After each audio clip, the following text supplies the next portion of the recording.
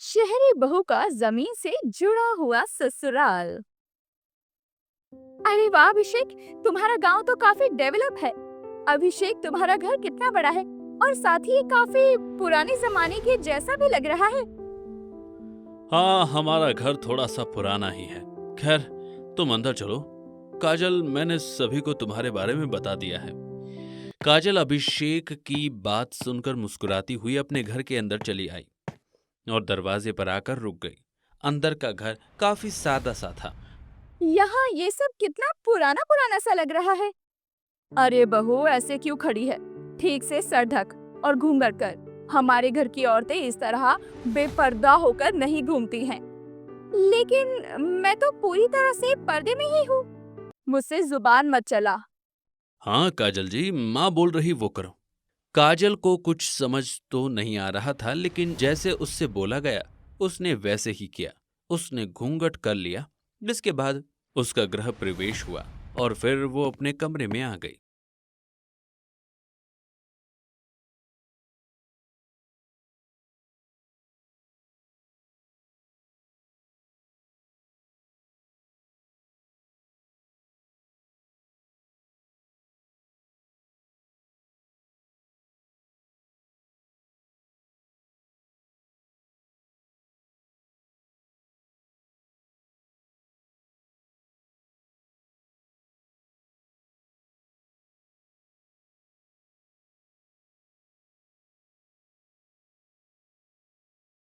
अब मुझे इतना जमीन से जुड़ा ससुराल मिला है, अब मेरा क्या होगा?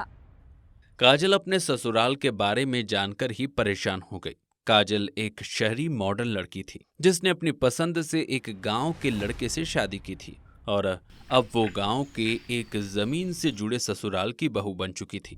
कुछ देर अभिषेक से बात करने के बाद काजल बोली, अब यहीं खड़े रहोगी या फिर मुझे मेरा कमरा भी दिखाओगे? क्या मतलब? अरे यही तो है हमारा कमरा।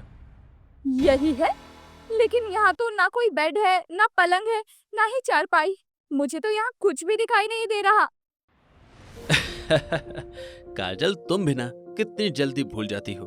अरे हम जमीन से जुड़े हुए लोग हैं। मैंने बताया तो था, हम चारपाई पलंग या बेड पर नहीं सोते, हम तो जमीन पर ही सोते हैं। क्या कहा? जमीन पर? लेकिन मुझे ऐसे सोने की आदत नहीं है। अगर किसी चीज ने मुझे काट लिया तो? कुछ नहीं होगा, मैं भी तो इसी तरह से सोता हूँ। तुम भी लेटो, तुम्हारी कमर वगैरह को आराम मिल जाएगा। अभिषेक के बहुत ज्यादा बोलने पर काजल ने उसकी बात को माना और वो जमीन पर किसी तरह से लेटी।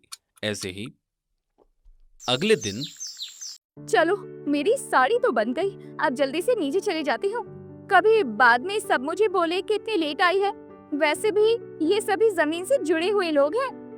काजल साड़ी बांधकर 16 श्रृंगार करके नीचे पहुंची, जहां जाते ही उसे उसकी दादी सास डांटने लगी। बहू, ये कैसी साड़ी बांधी है तूने?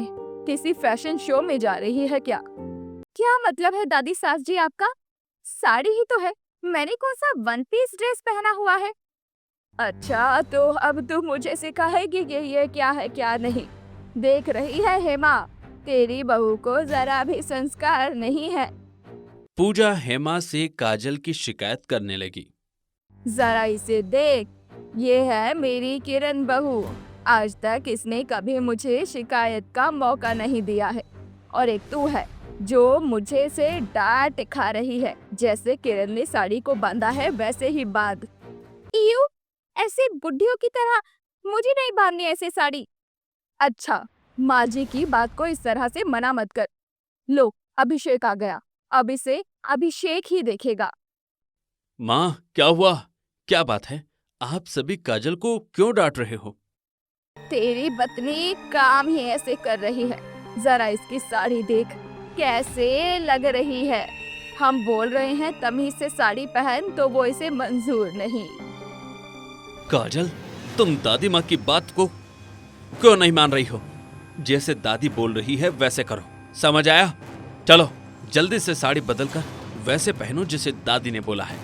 अभिषेक के आगे काजल मजबूर हो गई और वो साड़ी को बदलने के लिए चली गई। कुछ देर बाद वो साड़ी बदलकर आ गई जहां उसे पहली रसोई बनाने को बोला गया। हर चीज से ही तो इन जमीन से जुड़े लोगों को दिक्कत है और समझते हैं खुद को बहुत बढ़िया है। अरे मैंने साड़ी ही तो पहनी हुई थी, कौन सा शॉर्ट ड्रेस थी जो मेरी बुढ़ी सास की खोखली आंखों ने पकड़ लिया। काजल ऐसे ही गुस्सा करने लगी और जैसे ही वो रसोई में आई तो वो और भी ज्यादा चौंक गई। उसकी रसोई में कोई स्लैब वगैरह नहीं था, सिर्फ जमीन पर ईंटों का चूल्हा था, कुछ मिट्टी के बर्तन थे और काफी पुरानी सी रसोई थी। ये मेरी रसोई है, यहाँ तो कुछ भी नहीं है। काजल क्या हुआ, तुम क्यों रुक गई? अंदर जाओ, यहीं पर तो तुम्हें खाना बनाना है। यहाँ इस चूल्हे पर, लेकिन यहाँ तो कुछ भी दिखाई नहीं दे रहा। ओहो, तुम्हें भी कुछ समझ नहीं आता है। कितनी बार बोले कि ये जमीन से जुड़े हुए लोगों का घर है, तो तुम ऐसे चौंक चौंक कर सब कुछ मत पूछा करो। चलो, इसी चूल्हे पर हमारा खाना बनता है, तुम भी बनाओ। किरण ऐसे बोलकर चली गई। किसी तरह यूट्यूब वगैरह पर देखकर काजल ने चूल्हा जलाया और खाना बनाया। ऐसे ही जब खाना खाने की बारी आई तो उसकी ननन प्रियंका मिट्टी की जमीन पर ही प्लेट में खाना लगाने लगी। प्रियंका, यहाँ नीचे खाना लगा रही हो? देखो, अब फिर से मत बोलना कि तुम सभी जमीन से जुड़े हुए हो। मैं जानती हूँ, लेकिन तुम सभी लोग क्या इसी तरह से खाते हो? मेरा मतलब यहाँ पर कोई डाइनिंग टेबल नहीं, तुम लोग इस तरह नीचे बैठकर खाना कैसे खा सकते हो? नहीं भाभी, हम सभी ऐसे ही नीचे ही बैठकर खाना खाते हैं। आप भी खाकर देखना, ऐसे ही देसी तरीके से खाने का स्वाद और भी बढ़ जाता है। और हम जमीन से जुड़े हुए लोग हैं, ये तो आप जानते ही हो। अच्छा, अरे नहीं, मैं अपने मायके में कितने अच्छे से खाना खाती थी और यहाँ जमीन पर बैठकर खाना खाना होगा। मैं तो अपने मायके में भी किसी से इस सब की शिकायत नहीं कर सकती हूँ। किस मुंह से शिकायत करूंगी मैं? काजल बेचारी मजबूर थी क्योंकि उसने अपनी मर्जी से लव मैरिज करी थी। अब वो करे तो क्या करे, उसे अपनी बात रखने का मौका नहीं मिलता था और उसके ससुराल वाले उसके तौर तरीकों से बिल्कुल अलग थे। ऐसे ही सिलसिला जारी था और अब काजल को अपने जमीन से जुड़े हुए ससुराल में लगभग 1 महीने होने को आया था। इस 1 महीने में खुद को समझाकर काजल ने तो खुद के साथ बहुत समझौते किए थे, लेकिन घर वाले उसकी एक बात नहीं मानते थे। ऐसे ही आज के दिन माँ जी, आप खाने में क्या खाएंगी? क्या बनेगा खाने में? भाभी, आज तो दाल चावल पराठे, कुछ भी खाने का मन नहीं कर रहा। मन कर रहा है कुछ अलग सा खाने को मिले। तो क्या आज मैं पास्ता बना दूं? वो बहुत अच्छा होता है और मुझे यकीन है कि आपको भी वो पसंद आएगा। कुछ अलग सी चीज खाने को भी हो जाएगी। आप बस एक बार हाँ तो कह दो। नहीं, हम सभी लोग जमीन से जुड़े हुए लोग हैं और हम ऐसा कुछ भी नहीं खाएंगे जो हमारे पुरखों ने ना खाया हो। पूजा की बात सुनकर काजल को अब गुस्सा आ गया था। अच्छा, अगर ऐसा है दादी सास जी, तो जो घर में आटा चावल रखे हुए हैं वो सब बाहर देकर मार दीजिए और फूल पत्तियां और फलों पर गुजारा कीजिए, क्योंकि पुरखे तो ये सब भी नहीं खाते होंगे ना। दादी सास जी, सिर्फ आपकी वजह से इस घर का कोई भी इंसान आज तक जिंदगी नहीं जी पा रहा। जमीन से जुड़े होने का मतलब ये नहीं कि आप पुराने जमाने में जियो। अपनी हदों को ना भूलना इसका सही उदाहरण होगा। विकास भी तो किसी चीज का नाम है ना। अगर वो रुक जाए तो क्या ये दुनिया चल सकती है? आपके दौर में जो था आपने जी लिया, अब इस दौर वालों को भी उनके हिस्से की आजादी को जीने दो, उनके बदलाव को महसूस करने दो। दादी जी, बदलाव न करने से चीज विकसित भी नहीं हो सकती और लोगों के दिमाग में ये फालतू का पाखंड भी बना रहता है। आने वाले लोगों के लिए आप उदाहरण बनिए, ना कि घुट घुट कर जीने की वजह। अच्छा तो मैडम जी, तू मुझे भाषण देगी? दादी, मैंने आज तक आपके आगे नहीं बोला, लेकिन आज काजल सही है और आप गलत हो। काजल सही बोल रही है, हम हमेशा ऐसे नहीं कर सकते। अगर हम बदलाव नहीं करेंगे तो आगे आने वाली पीढ़ी का विकास कैसे होगा? काजल ने खुद को मेरे खातिर, आप सभी की खातिर बहुत बदला है, लेकिन बदलाव की जरूरत बस उसे नहीं, हमें भी है। दादी, आपको भी समझना चाहिए। देख रही है बहू, तेरा बेटा और बहू दोनों मेरे खिलाफ हो गए।